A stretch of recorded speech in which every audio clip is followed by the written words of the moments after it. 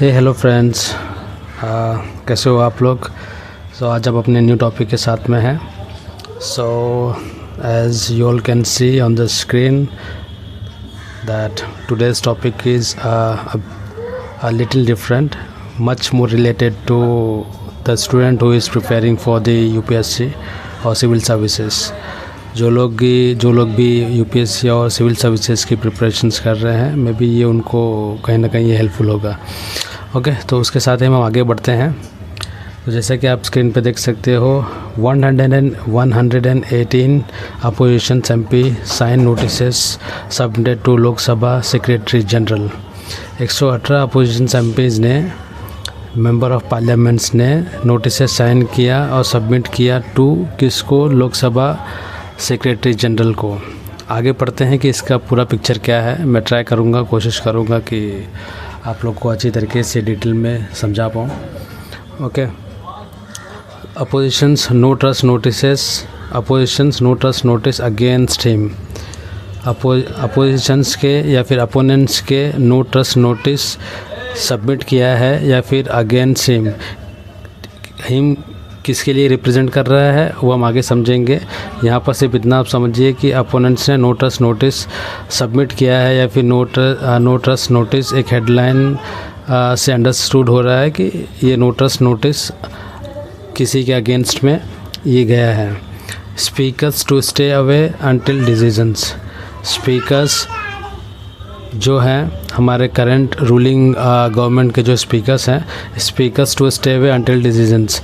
यहाँ पर क्या बोल रहा है कि स्पीकर अवे हो गए हैं, जब तक डिसीजन नहीं आता तब तक वो स्टे अवे रहेंगे, मतलब वो कंटिन्यू नहीं करेंगे। ओके, तो हम आगे बढ़ते हैं इसके साथ में।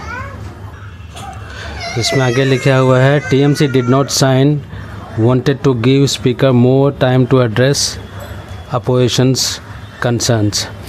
हेडलाइन से ये हट के थोड़ा ये अलग यहाँ पर उन्होंने मेंशन किया है कि TMC did not sign, TMC ने साइन नहीं किया। नाम है तृणमूल कांग्रेस पार्टी, जो कि बंगाल स्टेट से बिलोंग करती है।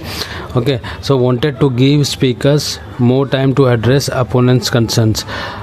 यहाँ पर उन्हें स्पीकर्स को थोड़ा फेवर किया है। Wanted to give speakers more time, speaker को वो लोग ज़्यादा टाइम देना चाहते हैं to address the opposition concerns. Okay, उनको फेवर किया है कि उनको ज़्यादा टाइम दिया जाए सो दैट वो अच्छे से एड्रेस कर पाए कंसर्न्स को। ओके, अपोनेंट के कंसर्न्स को, अपोजिशन के कंसर्न्स को अच्छे से कंसर्न कर पाए। ओके, तो हम आगे। As after the oppositions gave notice for no confidence motions against him Tuesday। घंटों बाद अपोजिशंस के नोटिस देने के घंटों बाद कौन सा नोटिस था, वो नो कॉन्फिडेंस मोशंस का against him, means against speaker और ruling party. Speaker Om Birla, speaker जो थे ओम बिरला, सोर्सेस के द्वारा बताया गया है, स्पीकर ओम बिरला है decided not to chair Lok Sabha proceedings until a decision is taken on the notice. तो ओम बिरला ने कहा है कि वो चेयर नहीं करेंगे, या फिर वो जो लोकसभा की या फिर लोकसभा पार्लियामेंट में जो लोकसभा की जो चेयर होती है, ठीक है, वो उस पर चेयर पे नहीं बैठेंगे या फिर रिप्रेजेंट नहीं करेंगे। कब तक, या फिर उसको प्रोसीडिंग्स पे नहीं आएंगे, लोकसभा के प्रोसीडिंग्स में नहीं आएंगे। कब तक नहीं आएंगे, until a decision is taken on the notice, जब तक कि नोटिस में कोई डिसीजन नहीं आता। Okay, the notice signed by at least 118 opposition MP। Notice जो है वो साइन हुई है 118 अपोजिशन MPs ने साइन की है। Has submitted to Lok Sabha secretary general Utpal Kumar Singh. तो यहाँ पर एक चीज़ गौर करने वाली है कि 118 अपोजिशन MP ने लोकसभा को अपना जो भी प्रस्ताव है वो साइन करके दिया है और उसे सबमिट किया है सेक्रेटरी कौन है, general Utpal Kumar Singh. The speaker has been under opposition's fire ever since he suspended 8 MPs protesting in Lok Sabha. Speaker Om Birla जो है has been under opposition's fire means ये उनसे वाद विवाद चल रहा था या फिर उनसे कुछ कोल्ड वॉर टाइप चल रहा था। कब से? जब से like ever since he suspended 8 MPs protesting in Lok Sabha. जब से उन्होंने 8 MPs को सस्पेंड किया है या फिर निष्कासित किया है लोकसभा में, तब से ये सब कोल्ड वॉर चल रहा है against him, against Om Birla और जो अपोजिशंस के MPs हैं। ओके, एंड और क्या रीज़न है? इस पर लिखा है and for stating letter he had credible information that several let me come on page 2।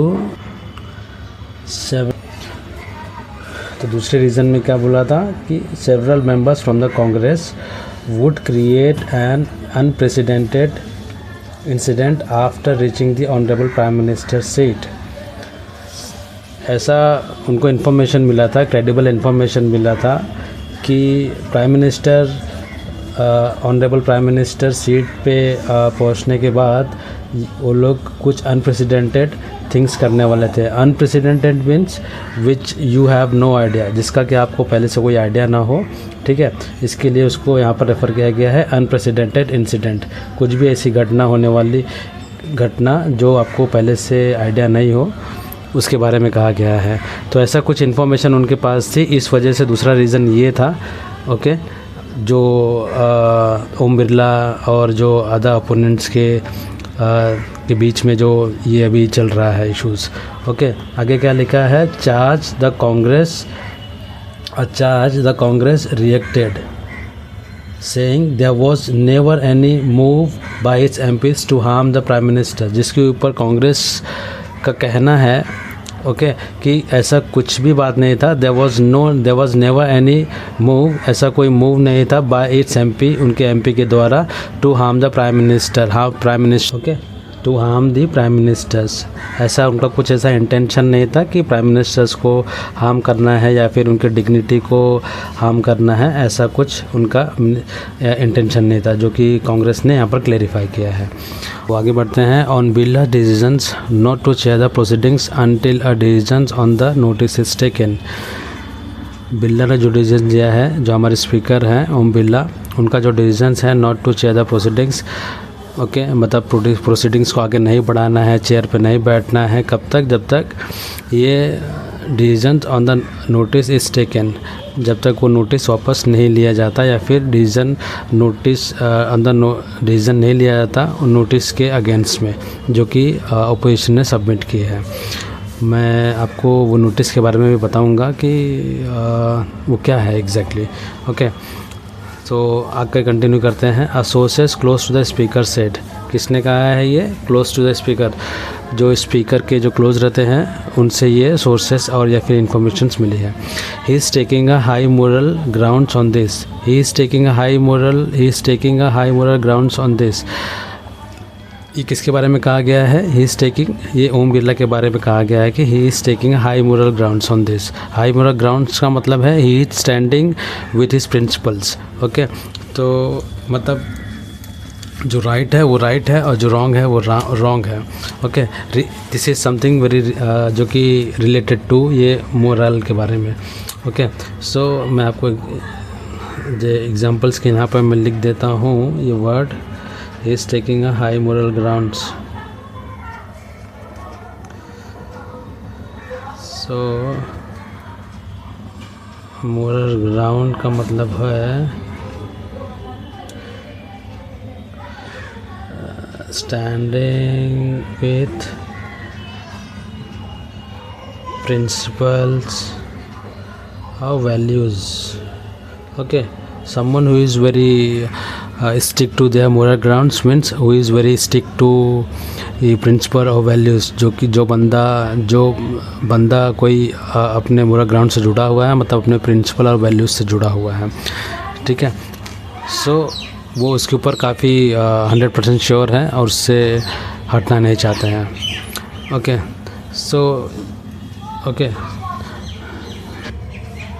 सो यहाँ पर मैं आपको एक बात बताना चाहूँगा। ये जो नोटिस अगेंस्ट स्पीकर है, या फिर इसको कहा जाता है नो कॉन्फिडेंस मोशन, अगर आप मेरे देख रहे हैं यहाँ पर नो कॉन्फिडेंस मोशन कहा जाता है। ठीक है, बेसिकली नो कॉन्फिडेंस मोशन का मतलब यहाँ पर क्या होता है, जब कोई अपोनेंट पार्टी अगर ये इशू करती है नो कॉन्फिडेंस मोशंस, इसका बेसिकली मीन होता है कि they do not have any confidence in their ruling party और इन देयर रूलिंग गवर्नमेंट। तो यहाँ पर हम इसका मतलब समझ लेते हैं कि we do not have confidence in the current government। ठीक है, उनको अपनी करंट गवर्नमेंट में कॉन्फिडेंस नहीं है। तो बेसिकली इसका मतलब ये होता है। ओके, सो ये नो कॉन्फिडेंस मोशंस का इसमें एग्जैक्टली होता क्या है कि अगर ये पास हो गया अगर ये पास हो गया तो what happens if it passes, अगर ये पास हो जाता है एनी हाउ और सम हाउ ये पास हो जाता है तो उसमें क्या होगा, उसका जो कंक्लूज़न होएगा वो क्या होएगा कि जो रूलिंग पार्टी है उसमें जैसे कि प्राइम मिनिस्टर एंड जो एंटायर काउंसिल है of ministers must resign. Prime minister और जो रूलिंग एंटायर जो मिनिस्टर्स है, करंट गवर्नमेंट जितने भी मिनिस्टर्स हैं और प्राइवेट प्राइम मिनिस्टर्स, उनको रिज़ाइन करना पड़ेगा। ये एक है। ठीक है, अगर ये पास हो जाता है तो अपोनेंट ने जो भी इशू रेज़ किया है नो कॉन्फिडेंस मोशंस का एक ऑब्जेक्शन काइंड ऑफ ये है, ऑब्जेक्शन समझ सकते हो। ठीक है, अगर ये पास हो जाता है, अगर वो जीत जाते हैं तो उनको करंट रूलिंग को, करंट गवर्नमेंट को ये रिज़ाइन करना पड़ेगा। ओके, और इसके ऊपर डिसीजंस कौन लेता है, या फिर अगर ये अभी रिज़ाइन होगी तो उसके बाद क्या होएगा। सो यहाँ पर क्या होता है कि प्रेसिडेंट, अगर ये ऐसा हो जाता है तो प्रेसिडेंट क्या करेंगे, प्रेसिडेंट क्या कर सकते हैं, may invite another party to form the government.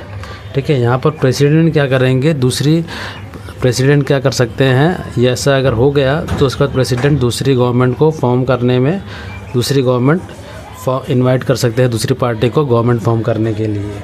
ठीक है, और फिर क्या होगा करके इस फ्रेश इलेक्शन हो सकता है, फ्रेश इलेक्शंस में बी हेल्ड। ठीक है, और इसके लिए फ्रेश इलेक्शन हो सकता है।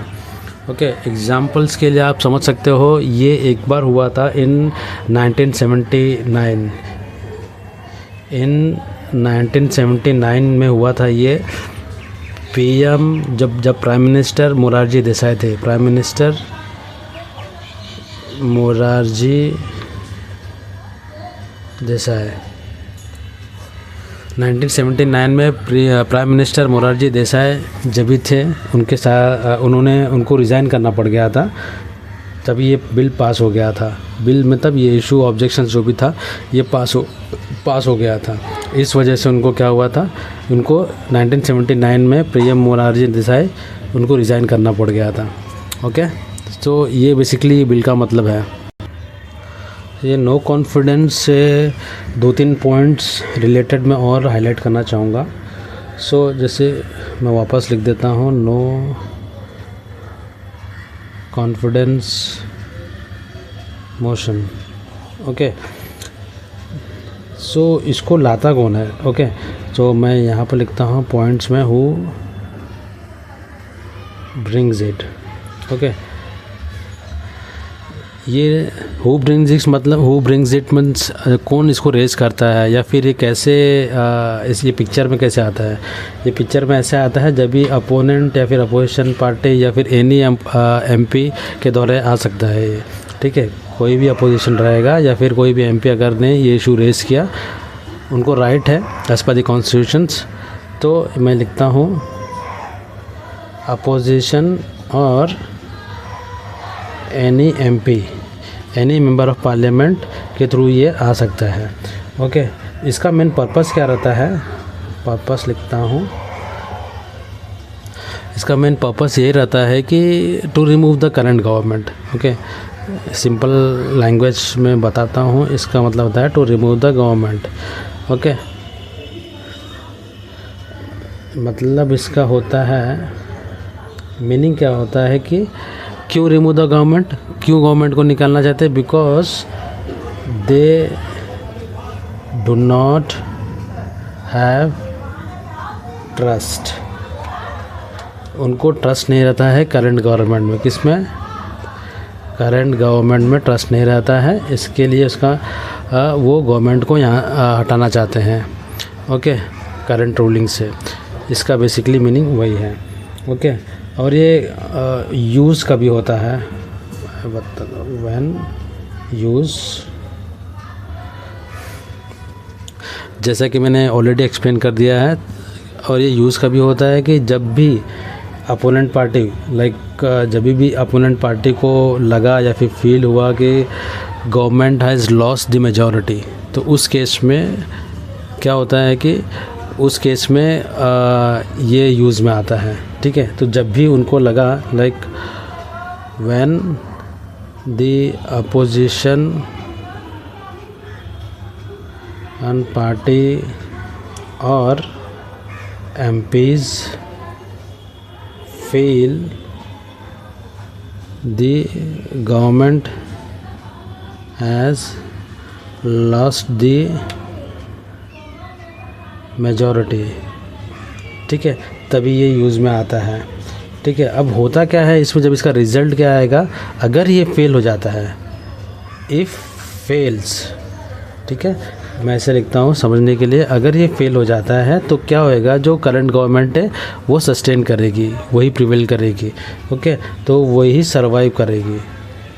अगर ये फेल हो जाता है, जो भी इशू रेस किया है, ओके, तो वो सरवाइव करेगी। बट इफ़ पासेस, अगर पास हो जाता है तो जो करंट गवर्नमेंट है उनको गवर्नमेंट मस्ट रिज़ाइन, उनको रिज़ाइन करना पड़ेगा। सो ये है आज का point. So hope you all will understand and this would be like a bit helpful for you guys those who are preparing.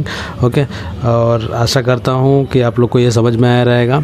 अगर आपको डाउट है या फिर कोई क्वेश्चंस क्वेरी है, आप कमेंट में लिख सकते हो।